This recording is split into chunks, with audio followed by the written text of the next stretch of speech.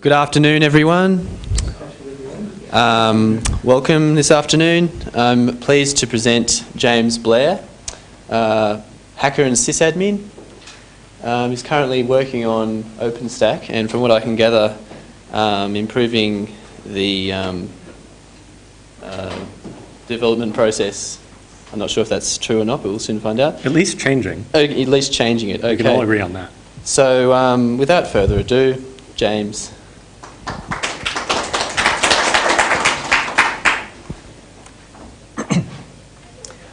Hi, my name is James Blair. I'm on the infrastructure team for the OpenStack project, which means I spend my day not working on OpenStack itself, but trying to make it so that the 500 people who do work on OpenStack can get their jobs done. Today I'm going to be talking about a particular part of our workflow called Zuul, which is something that we wrote in-house. I'll talk a little bit about the OpenStack development process in general, since it ties into it pretty tightly. A little bit about project gating in general. That's roughly the idea that we don't let any changes land unless they pass tests. And maybe a little bit about the Jenkins API, which is and other things that we use to actually get all this done. But real quick, in case at the end of a week where, my goodness, how many OpenStack talks have there been? Yeah. In case any of you don't know what OpenStack is, it's this bit of open source software that lets you build public and private, public or private clouds.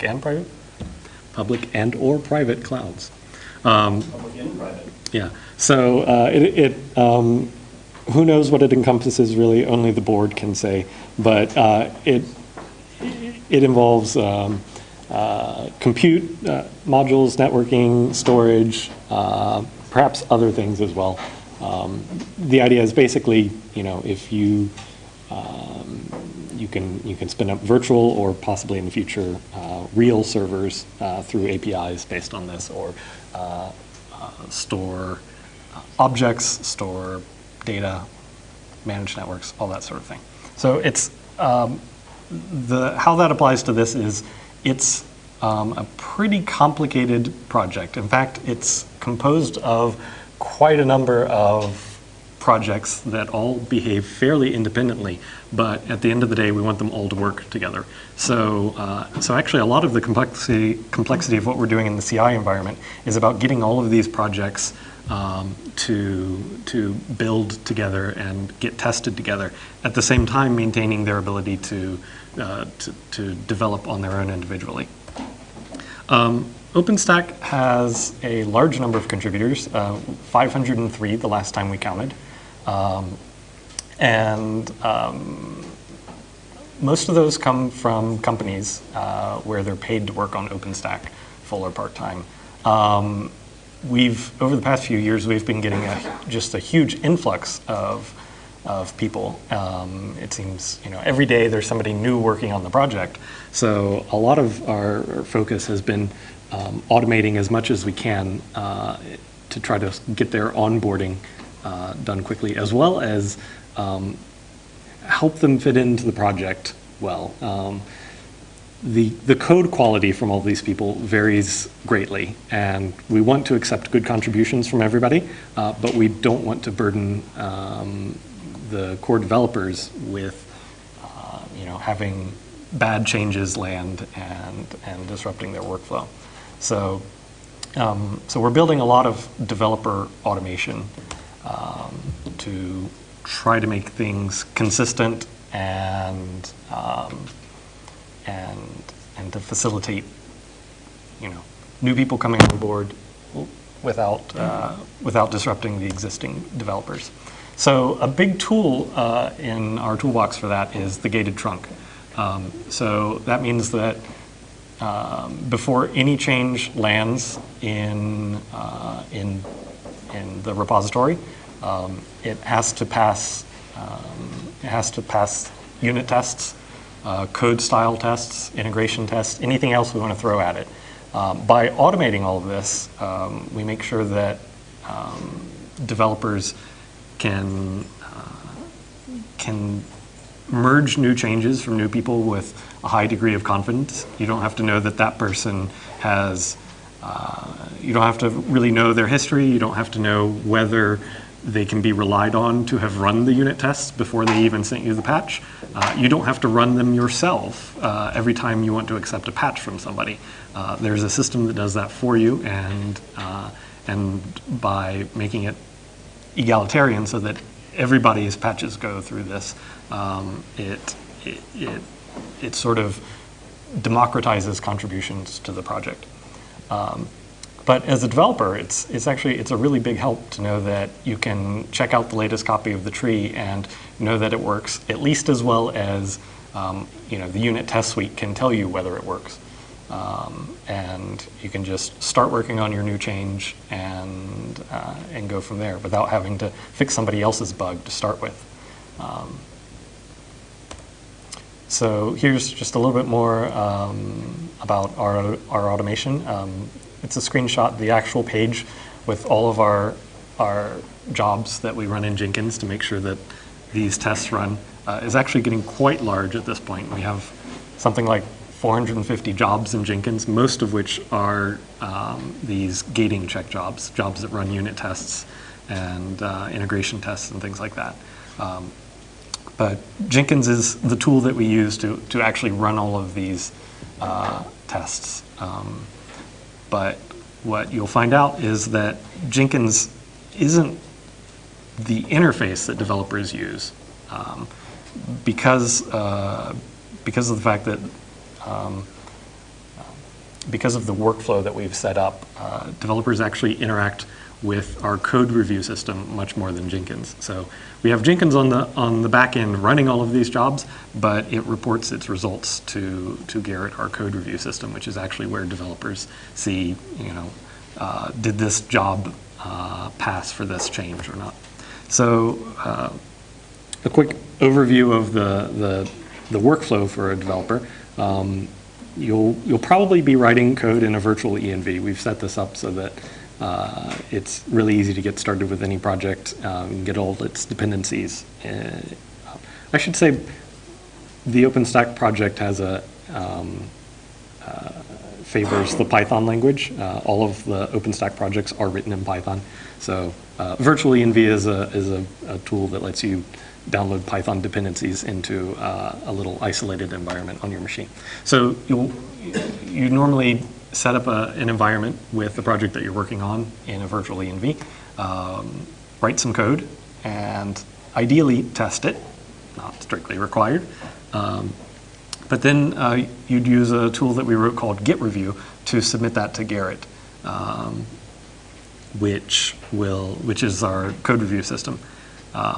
At that point, Zuul is going to start running the patch uploaded checks so that developers can get quick feedback on, hey, does this change even pass unit tests? So core reviewers, when they're going through the code review system looking for new changes to potentially merge, they can look at the results of the tests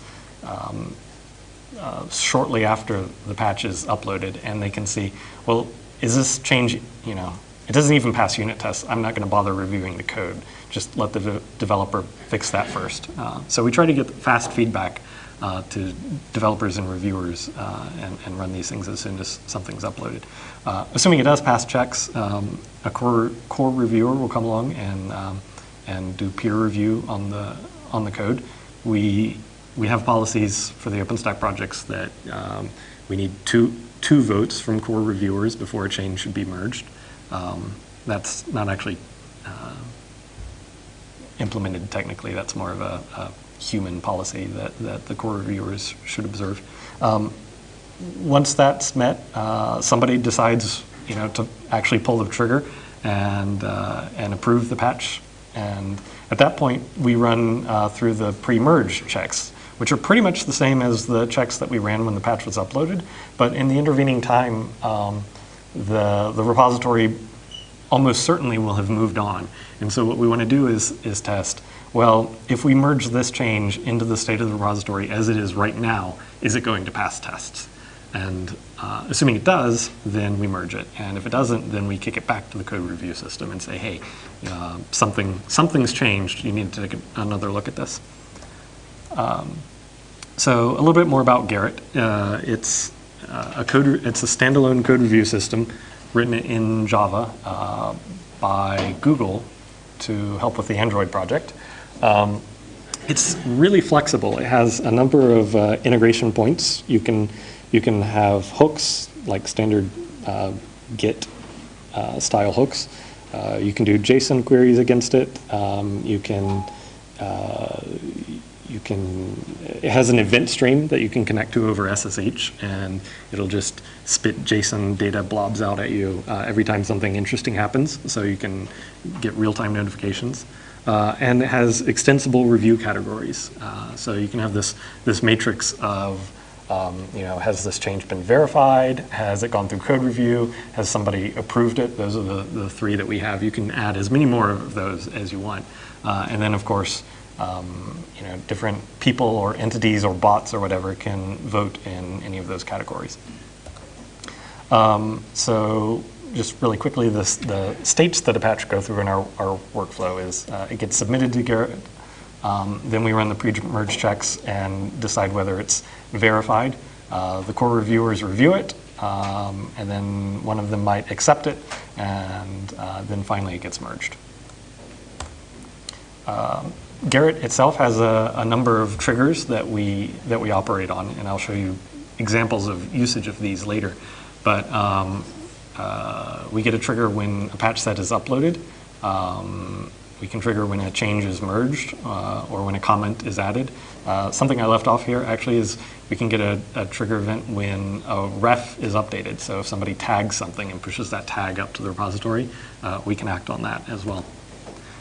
So here's what the feedback in Gerrit looks like.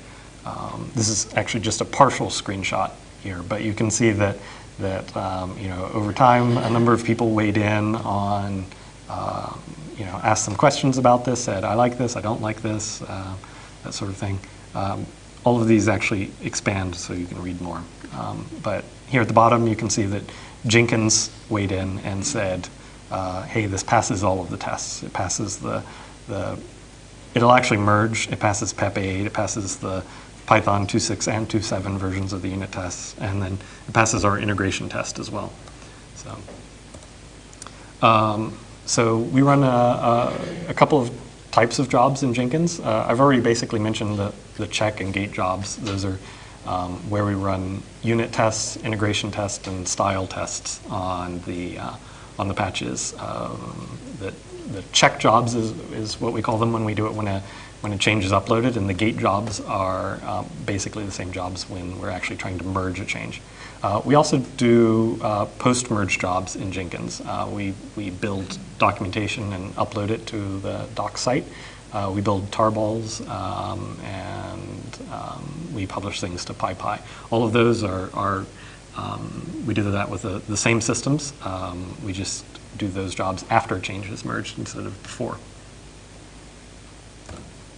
So we started a lot of these ideas just by using the Gerrit trigger plugin with Jenkins.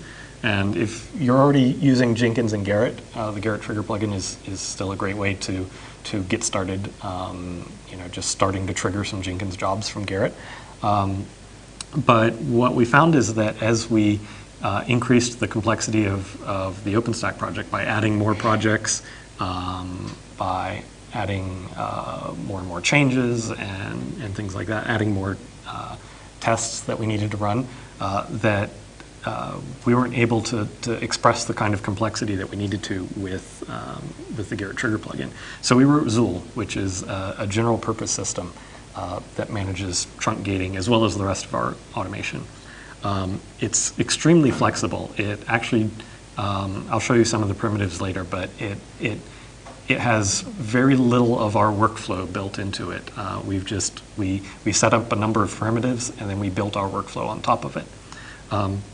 The biggest change, though, is that Zuul lets us test serialized changes in parallel.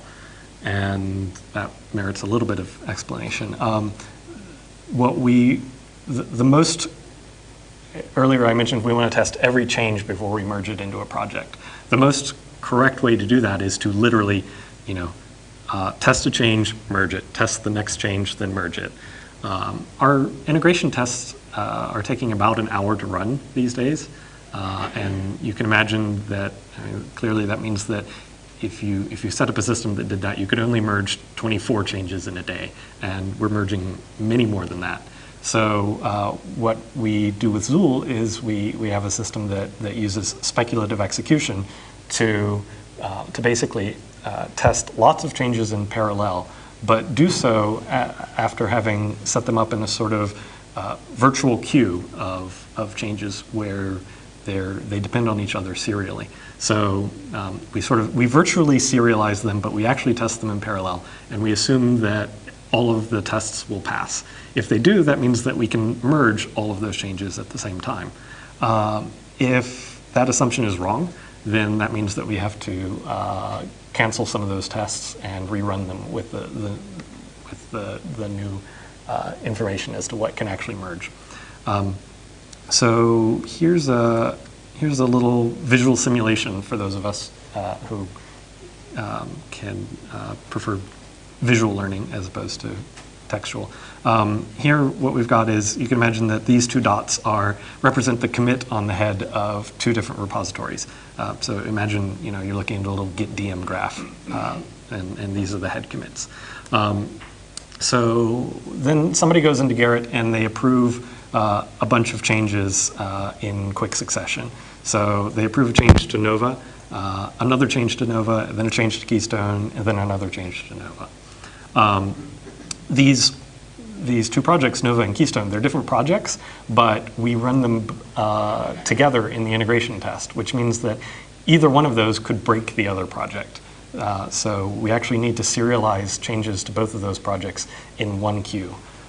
So what Zuul does is it notices that somebody's approved the first change, and then the second, and then the third, and the fourth, and so it makes this virtual queue of changes that need to merge in this particular order. It then tells Jenkins to start running tests on all of these changes at the same time. So it'll say run 4 tests on the Nova changes, and there's only 3 tests for Keystone. They all take different amounts of time, but eventually they all finish, and all of the tests for the first change to Nova pass. The second change on Nova, before it ran those tests, what it did was it merged the first change and then merged the second change into the working tree on the Jenkins node, and then ran the tests for Nova again. So this is actually testing, over here, this is testing both change number 1 and change number 2. For Keystone, same thing, it'll actually, on the copy of Nova that it installs in the integration test suite, it will have merged changes number 1 and 2 before it started Nova, and then it will have also merged the change number 3 into Keystone, and then ran a test. Here in our simulation, one of those tests has failed. Likewise, it's for change number 4 to Nova. All of the other 3 changes have been merged, and this one also now has a failing test. So once these results come in, Zuul starts analyzing this, and it says that all the tests passed for change number 1, so it's good to merge, and it gets merged on there. Same thing for number 2, they all pass, and so it can merge. So at this point, it sees number 3, and it says these changes didn't pass. These tests didn't pass. This change has failed, and so it can't merge. It just gets kicked back to code review. The interesting thing about this is that number 4 was tested under the assumption that number 3 was going to merge. It didn't, so Zuul then has to restart the test for number 4 again, just based on the current state of the repository. And this time it succeeds. So clearly what had happened before is that the change to Keystone had broken Nova. But since that didn't merge, this now works again, and so it's safe for it to merge. So that's what I mean when we say that we use speculative execution to to test these changes in parallel. In practice, we actually see this.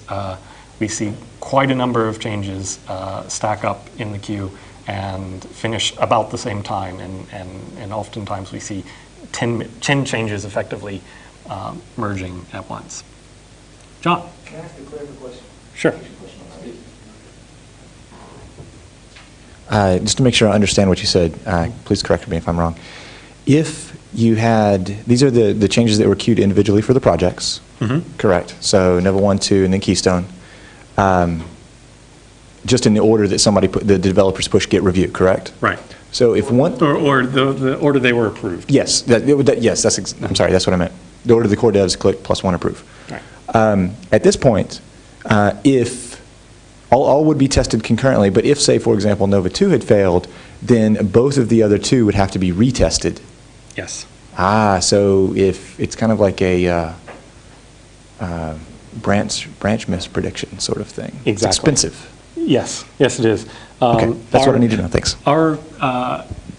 Since we're working on cloud software, and we've got a bunch of cloud companies working on this, they give us resources at little or no cost. So we actually consume quite a number of virtual machines, particularly in the integration test, to do this. Basically, it boils down to, in our situation, we'd rather keep things moving quickly, and so we go through more resources than strictly necessary in order to do that. I understand that might not apply to everyone, but there are things that you can do with tuning, how many Jenkins slaves you have available, that sort of thing, to tune exactly to what degree the parallelism happens. What's the ratio of good to bad changes? What's the ratio of good to bad changes? I don't have a number, but I can say that in general, most changes pass, which is why this works. So in fact, if you've been thinking about this, the best case of this algorithm is that all the changes pass all the time, in which case we can merge as many changes in parallel as we can merge as many changes simultaneously as we can test in parallel. So basically, as many machines as we can run tests on is how many changes we can merge at once. So that's quite a good case. The worst case for the algorithm is that everything fails all the time, in which case that basically just sends us back to testing serially. The thing at the head gets tested, it fails. The thing behind it gets promoted, it gets tested, it fails, and so on. So our worst case is actually the system that we started with the Garrett trigger plugin, which is everything tested serially one at a time. In practice, my feeling is that most changes pass, and maybe 1 out of 10 or 20 or something like that fails. Because remember, this is the second time we've tested these. Yes, that's true. So I mean, in some sense, you could in Garrett look at the -1 from Jenkins and say, yes, this is ready to merge. I'm not sure why you would do that. So generally, people should only be approving changes, if this has already passed the tests in Jenkins. So here's a little bit of how we configure the system. It's configured with a YAML-based configuration file where we can sort of lay out. I should also say that conceptually it's broken up into pipelines. So I've just been focusing on the gate pipeline, which is changes as they're trying to get merged. We have other pipelines, the check pipeline, the post pipeline, other things that I'll show you later. So anyway, in this configuration file, you set up a pipeline, you give it a name, you tell it whether it should pay attention to dependent changes or not, whether it should try to do that virtual serialization that I was talking about, or if everything in it is truly independent and has no relationship to each other. So that's the case for the check pipeline. We say that every change is independent. It doesn't matter, no other change that you're testing at any given time affects these results. So just when you get a patch, go test it and then report the results back. So we configure what actually triggers action in this pipeline. So here we say that the patch set created event should trigger the jobs that are defined for the check pipeline. And then we tell Zuul what to do on success or failure.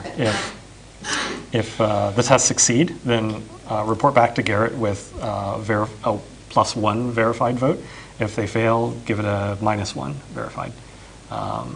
Zuul doesn't really, it has no idea what verified or patch set created or any of these things mean, or check.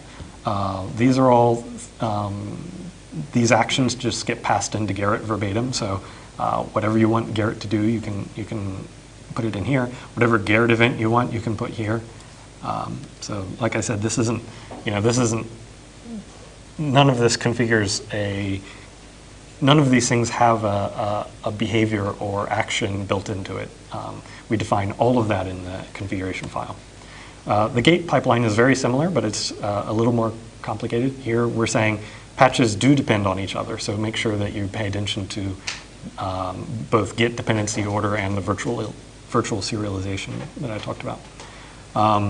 In our system, patches get added to the gate pipeline when somebody leaves an approved vote on Garrett. That's included in the comment added event, so that's actually what we're triggering on. We have success and failure as before, but this time more so. We leave a +2 or -2 vote, which in Garrett mean +2 is actually required before a change can merge. A -2 prohibits a change from merging. Submit is Garrett speak for actually merge the change. So basically on success, vote +2 and then merge it. There's another section here that says when you start running changes, leave a vote of 0, and that sort of clears out the whatever vote might have been left there before by either the check pipeline or a previous run on the gate pipeline. We have a post-merge pipeline.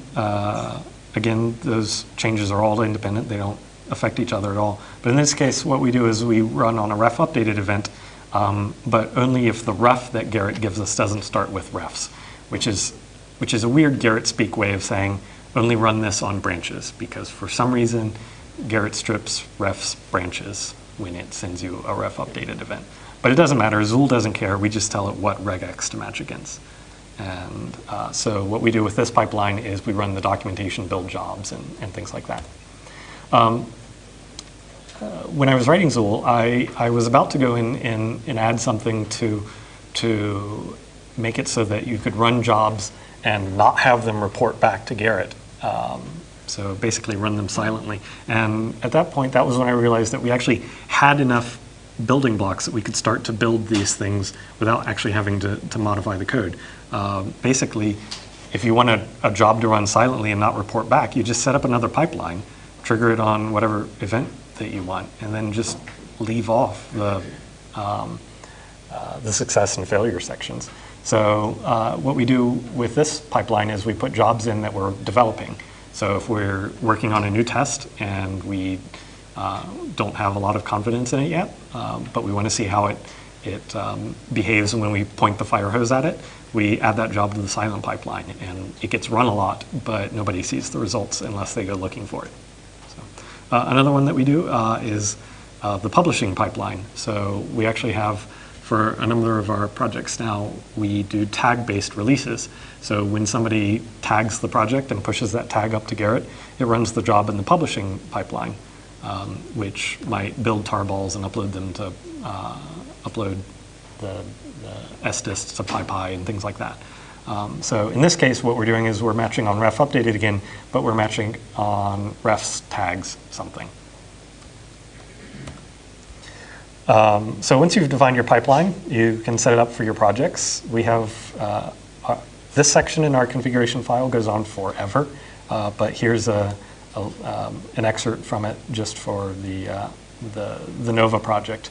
Here what we're saying is that first we want to check if the change can merge. Assuming that's the case, run the PEP8 jobs, the unit test jobs, and the DevStack jobs. So that sets the jobs that get run during the check pipeline. This sets the jobs for the gate pipeline, and then these are the jobs for the post pipeline after a change is merged. Yes, in the front.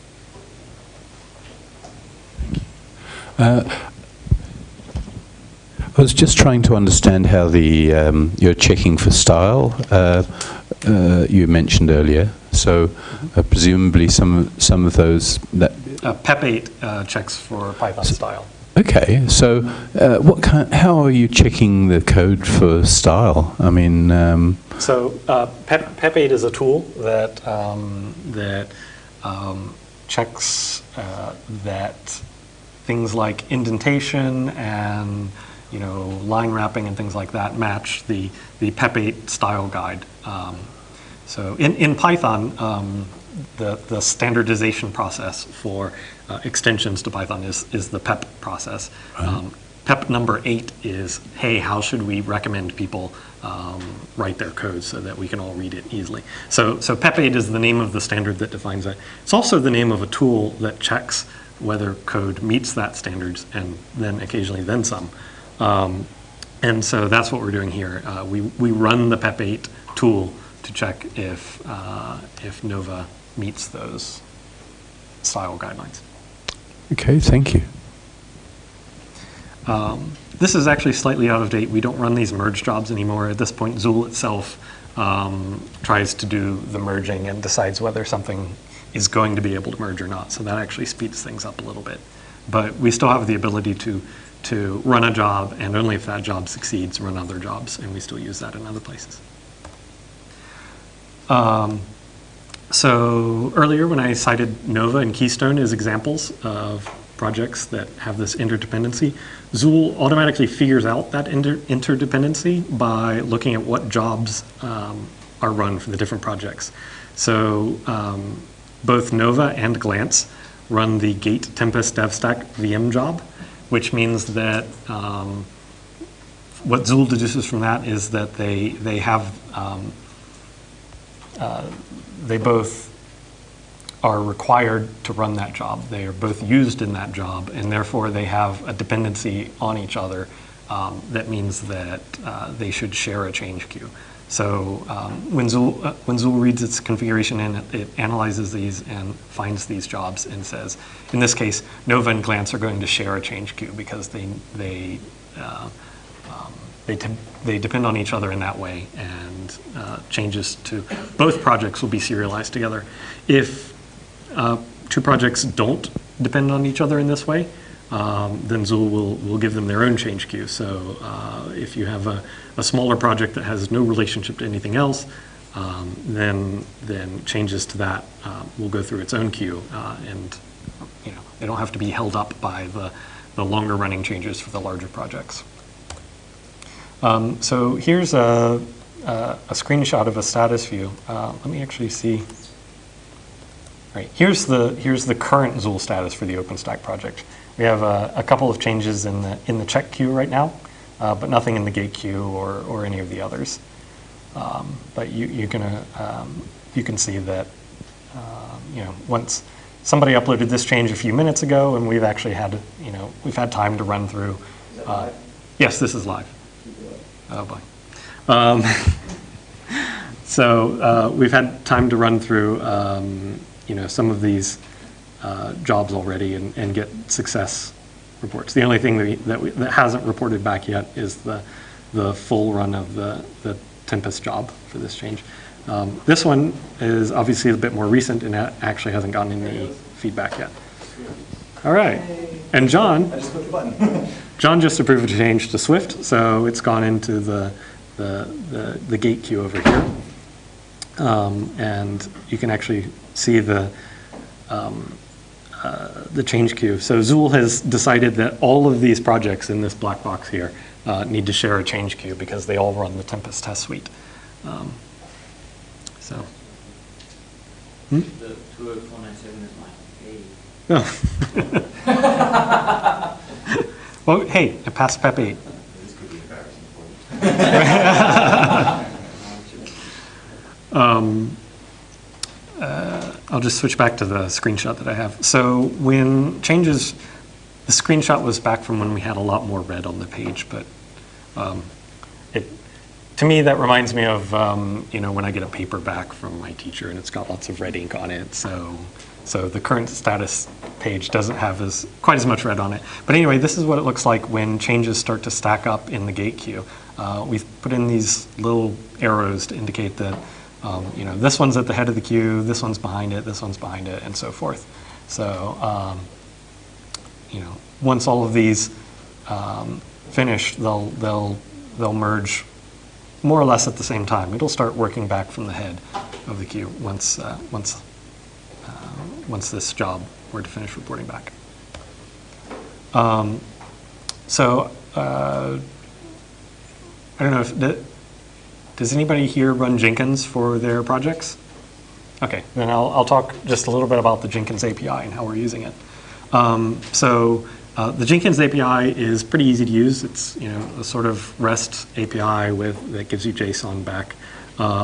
You can use it to configure jobs, look at views, trigger builds on jobs, change build descriptions, cancel builds, look at the build queue, as well as configure nodes. So you can add new Jenkins slave nodes or take them offline.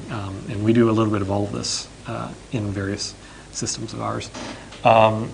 Since Zuul's in Python, we use the Python Jenkins library, specifically the Python-Jenkins library. It's as easy to use as you'd expect it to be. You tell it, I want a Jenkins object, here's the URL, the username, and the API key. And then you can just call build job, give it the name and the parameters. And that's all it takes to trigger a job build. What Zuul does right now to get results of jobs is we use the notification plugin. That's a little bit more involved. It means that we have to run a little HTTP server, but that's not very hard in Python. So we have a little WSGI compliant HTTP server in here. But basically what that does is in all of our jobs we configure a notification endpoint saying report to this URL when you start or finish a build. And so the information we get back from Jenkins has the build URL, the status, what phase it's in, the parameters, the build number, things like that. All the information that you'd need out of Jenkins to know what's going on. As of yesterday, somebody on our team got a 0MQ plugin for Jenkins working, which sounds like a way cooler way to get notifications back. For one, it means that we won't have to run, we won't have to configure notifications in all of our Jenkins jobs. We won't have to run an HTTP server, though of course then we'll have to figure out what to do with Zuul's status page, since that's overloading the HTTP server for that. So yeah, we might start porting Zuul to use that instead of the notification plugin.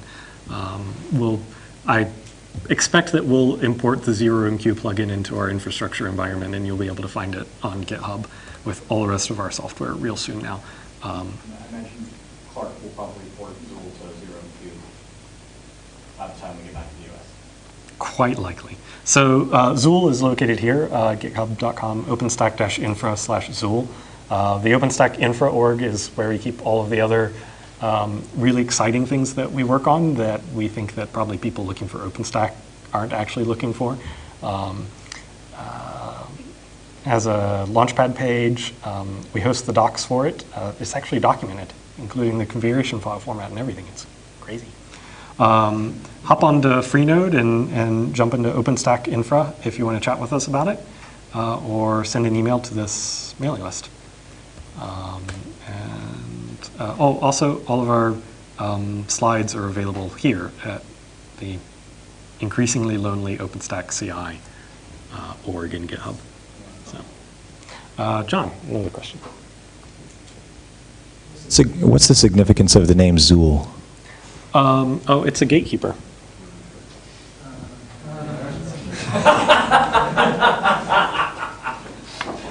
The best response ever from the audience.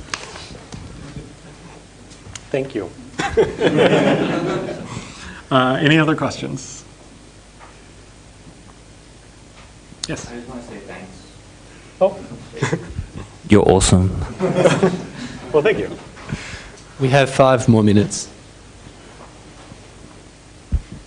So, you know, if I wanted to integrate Zuul into our work, I can think of a few problems to come along the way. I mean, there'd be some cultural problems to overcome. There'd be you know, people don't like their code being criticised. How does the code review process actually? It's the Gerrit does the. How does that work? It provides a web interface or something, and you see the code in a web page, and then there's places to type comments, or you know, or just you give it a tick or a fail, you know. I mean, So what's it look like? yeah, so here's a change that I wrote to Zuul last night and submitted this morning. Yeah. And this is to fix a long-standing missed optimization opportunity, which is when somebody uploads a new patch set, Zuul should notice that and cancel jobs for the older patch set since Right. it's no longer relevant. Yep. Yep. So here's the git commit message. Yep.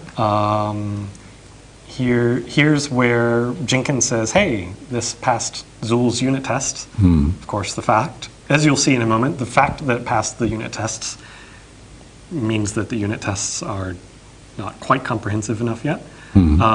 Clark reviewed it and gave it a -1 because he found a problem with it. Here's all of the files that were changed, and you can look at them, and I'll actually show you Clark's inline comment so you can see why he gave it a -1.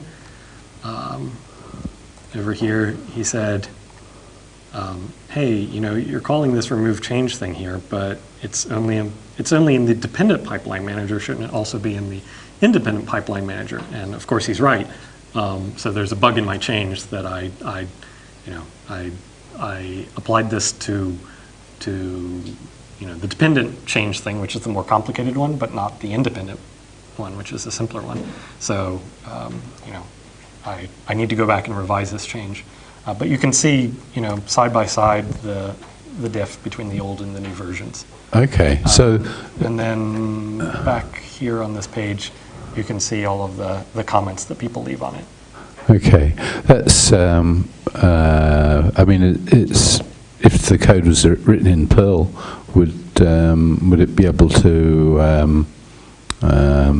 I don't know. Is there any kind of language dependency in the kind of code that you can review with it? No, Gerrit doesn't care. It has Right. a syntax highlighter built in. For Perl as well?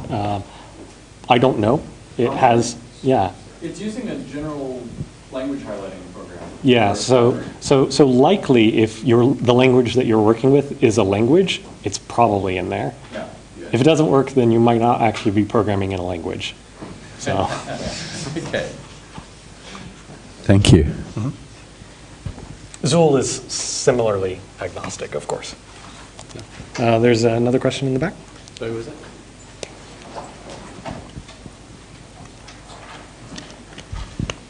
So what's the reason why you went with not using GitHub pull requests as a review mechanism? Well, Monty took an hour to explain that on Tuesday, right? An hour. Right, yeah. But so the short version is that we have a lot of developers submitting a lot of changes to a lot of projects, and GitHub's workflow around managing, you know, a lot of pull requests from a lot of random people that might be going through lots of iterations in review isn't really up to the level that we're scaling to. So as a reviewer, you would likely be overwhelmed by the number of outstanding pull requests. There's no, Gerrit could do a lot better than this, but at least it's got, you know, there's some amount of organization here. So, you know, here Gerrit is trying to show me these are things that I should be reviewing. Down here, these are things I've already reviewed. That sort of thing. So it's trying to help out a bit with the workflow and present things that, you know, basically, it's got an idea of workflow built into it.